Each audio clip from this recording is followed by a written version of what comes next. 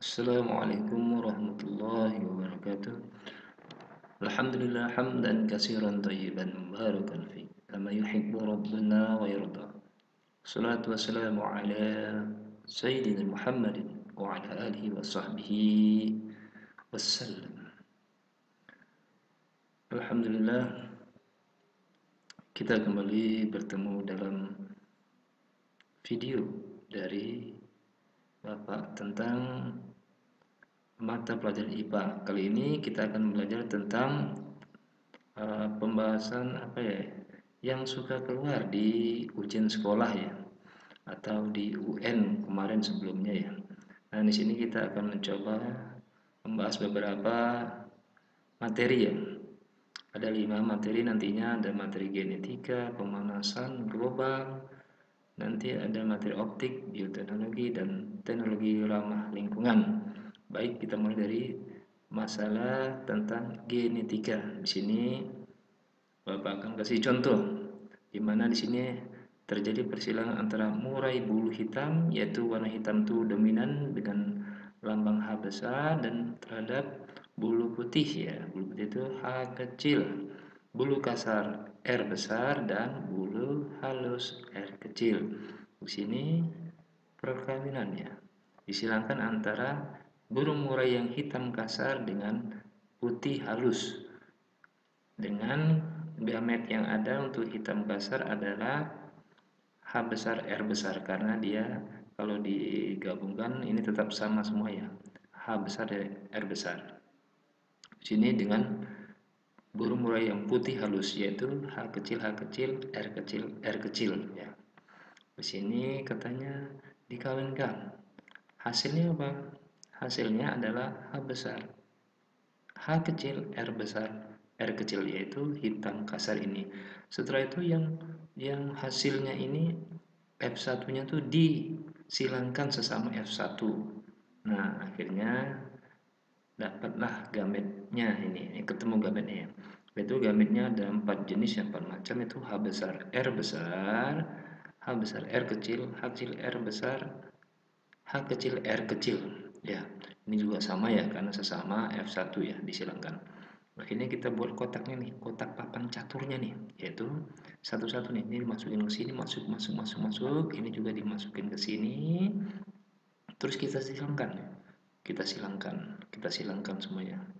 Jadi untuk silang contohnya nih, H besar R besar disilangkan dengan H besar R besar menjadi H besar R besar R besar ya. Terus ini pokoknya intinya yang huruf besar lebih dulu kalau hurufnya bersamaan ya. Ini kan R kecil sama R besar, jadi R besar R kecil itu. Dari sini ketemu rasio fenotip, yaitu untuk F2-nya ini rasio fenotipnya, yaitu hitam kasar berjumlah 9. Betul nggak 9? Coba kita hitung nih. Ini hitam kasar 1, 2, 3, 4, 5, 6, 7, 8, 9. Nah, untuk hitam halus nih satu hitam halus ya. Satu hitam halus. Oh, hitamnya besar. Hitam tapi R-nya kecil ya. Halus ya. Hitam katanya hitam H besar. Halus itu R kecil ya. Satu hitam halus. H besar R-nya kecil. Ada 3 katanya. Hitam halus. Hitam halus 2, 3. Nah, ini ketemu 1, 2, 1, 2, 3. 1, 2, 3. Ya betul. Terus putih kasar 1, 2, 3. Terus putih halus 1. Ini rasio fenotipnya ya. Jadi sifat yang nampak ya. Ini kan nampak nih, hitam kasar ini nampak ya.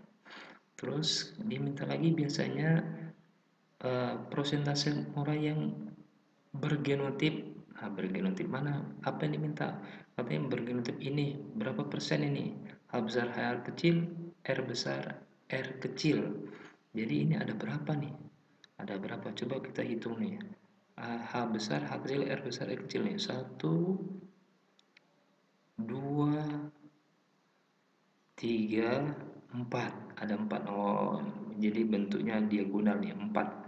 Berarti 4 semuanya berapa? 16. 4 dibagi 16 kali 100% sama dengan 25%. Jadi ada 25% yang bergenotyp H besar, H kecil, R besar, R kecil.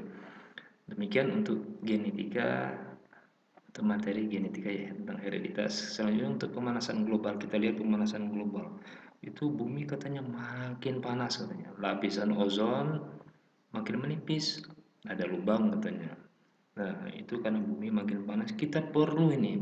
Tindakan kita apa? Biasanya kita kurangi emisi karbon. Makanya kendaraan-kendaraan biasanya ada pengecekan karbon ya. Jadi gas buangnya itu, gas buangnya.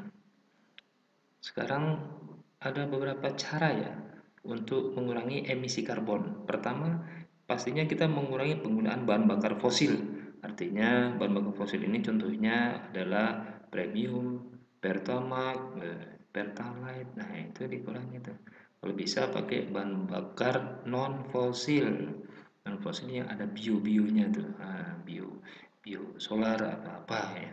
Dan juga pakai listrik, nah, pakai listrik juga katanya gitu, pakai apa lagi ya, itu bisanya pakai itu ya, mengurangi katanya, mengurangi. Kedua, menyimpan gas tersebut dalam bentuk lain, katanya disimpan dulu katanya gas tersebut dalam bentuk lain, nanti diubah. Ketiga, memelihara pepohonan dan menanam pohon lebih banyak. Nah, iya, karena karbon itu diubah oleh pepohonan dan tumbuhannya menjadi oksigennya. Jadi karbon dioksida dipecah menjadi, diubah menjadi oksigen. Keempat, injeksi karbon dioksida di bawah tanah seperti dalam sumur minyak. Jadi karbon dioksida itu dimasukkan ke bawah lagi ke tanah, nanti begitu dikeluarkan sudah bukan dalam bentuk karbon dioksida. Jadi ada proses lagi nih, ini memakan biaya juga. Oke, untuk pemanasan global selesai, kita lanjut ke masalah optik. Kita lihat nih gambar nih. Biasanya masalah optik tidak berhubungan erat dengan kacamata. Ini kita lihat nih kayak nih. Waduh, dia baca nih agak jauh nih bacanya katanya. Nih gambar struktur mata kita nih. Ini lensa. Nah, lensa mata kita. Ini retina, hubungannya ke sini nih. Kita lihat ini. Kita lihat dia katanya kan baca normal kondisinya 25 cm ya. Ternyata katanya dia agak jauh. Biasanya orang tua tuh membaca tuh agak jauh ya, dijauhkan dari bendanya, ini dijauhkan lagi gitu ya. Kenapa katanya? Nah, ini kita lihat ternyata ternyata bayangan sinar yang masuk ke mata jatuh di belakang retina. Ini bayangannya nih di belakang sini nih, ini retina nih belakangnya sini. Makanya dijauhkan ke sini supaya yang di belakang retina ini maju, seret. Nah, ke sini. Nah, itulah dia bayangan dari sinar masuk ke mata jatuh di belakang retina. Nah, itu untuk kakek ini tadi. Terus yang B, apa? Cacat apa dia? Oh, dia itu rabun dekat namanya. Cacat mata hipermetropi atau rabun dapat dibantu dengan menggunakan lensa positif. Katanya itu dia rabun dekat, ya, jadi aku harus pakai kacamata positif katanya. Ya, rabun dekat namanya. Jadi agak dijauhin, ya. Beda lagi kalau anak muda biasanya tuh miotropi ya, miopi ya, miopi. Itu rabun jauh biasanya kalau anak-anak sekolah ya. Kalau udah orang tua jadi hipermetropi, jadi kacamata lensa positif. Selanjutnya katanya, wah ini dia dapat, dia bisa membaca nih, ternyata kacamatanya katanya ukurannya 1,5 katanya. Ukurannya 1,5 kacamatanya. Kira-kira ukuran 1,5 nih titik dekat matanya berapa nih? Katanya punctum proximum. Nah, ini berapa nih? Jarak normalnya jadi berapa nih setelah dia pakai kacamata ini? Di sini ada rumusannya, yaitu ini punctum proximum itu 10 dibagi SN. SN-nya itu adalah ukuran normalnya, jarak normal. S itu jarak, N itu normal.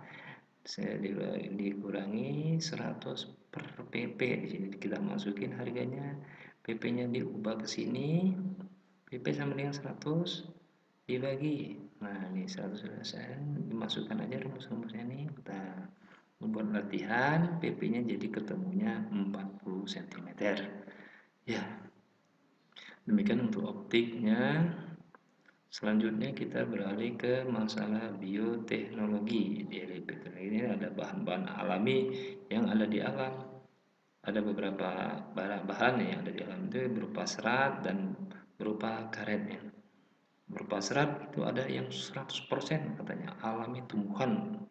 Kalau diminta katanya kan sekarang lagi zaman sekarang ya, pingin yang 100% alami katanya.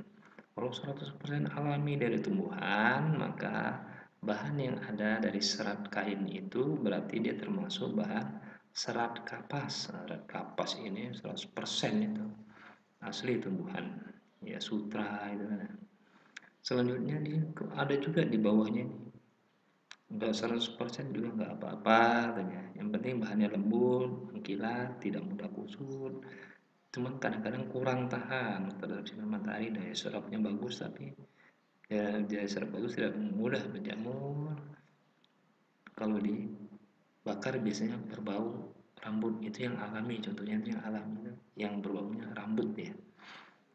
Jadi ini terdiri dari kapas atau juga serat wol, dua-duanya ini sama ini definisinya untuk serat kapas dan serat wol itu seperti ini. Ada juga bahan karet. Karet ini memiliki elastis, pastinya elastis. Daya aus tinggi, tidak mudah panas. Oh, dingin apa karet ya? Perekat juga yang baik. Dia dari pohon lateks pohon dari karet. Biasanya tuh dideres kalau di Sumatera namanya dideres tuh. Jadi pohonnya tuh digeret apa diiris gitu nanti keluar getahnya. Karet alami contohnya nih, karet alami pastinya. Selanjutnya kita beralih ke materi tentang teknologi ramah lingkungan. Ya, Indonesia pastinya kita lihat sendirilah Indonesia itu apa saja sih yang ada di Indonesia. Coba Anda merasakan nggak setiap hari senantiasa selalu ada matahari ya. Matahari kalau tidak mendung atau kalau tidak hujan ya. Tapi biasanya pasti ketemulah matahari lah untuk Indonesia karena Indonesia termasuk dari wilayah yang dilewati garis khatulistiwa. Jadi matahari ada terus. Kedua, memiliki lautan yang luas. Oh, laut Indonesia jangan dikira ya, karena lebih banyak lautnya daripada daratnya ya. Terus banyak juga sungainya, sungai-sungai terbentang tuh, banyak panjang gitu ya. Nah dari sini, dari ketiga hal ini, pastinya kita akan temukan energi alternatif yang ramah lingkungan pastinya. Apa aja? Oh, kalau untuk matahari ada terus kita perlu pembangkit listrik tenaga surya. Ya, pembangkit listrik tenaga surya. Terus kalau untuk lautan yang luas, oh bisa dengan tenaga angin. Oh, di laut itu banyak angin. Dari barat ke timur, timur ke barat, dari laut ke darat ada terus anginnya. Kita buat pembangkit listrik tenaga angin. Selanjutnya sungai-sungai. Sungai-sungai dari sungai-sungai ini apa? Oh, kita bisa. Sungai kan airnya mengalir. Berarti ada yang bisa dibuat menjadi listrik, yaitu pembangkit listrik tenaga air. Dengan air yang mengalir kita menggerakkan turbin sehingga bisa menggerakkan dinamo dan menghasilkan listrik. Ya, ada dari tentang Indonesia kita masih punya eh, apa ya, kemungkinan untuk membuat teknologi yang ramah lingkungan menjadi lebih banyak di Indonesia. Demikian materi untuk tryout ujian sekolah IPA 2020. Selanjutnya kita tutup dengan doa kafaratul majlis. Subhanakallahumma wa bihamdika asyhadu an la ilaha illa anta astaghfiruka wa atubu ilaik. Assalamualaikum warahmatullahi wabarakatuh.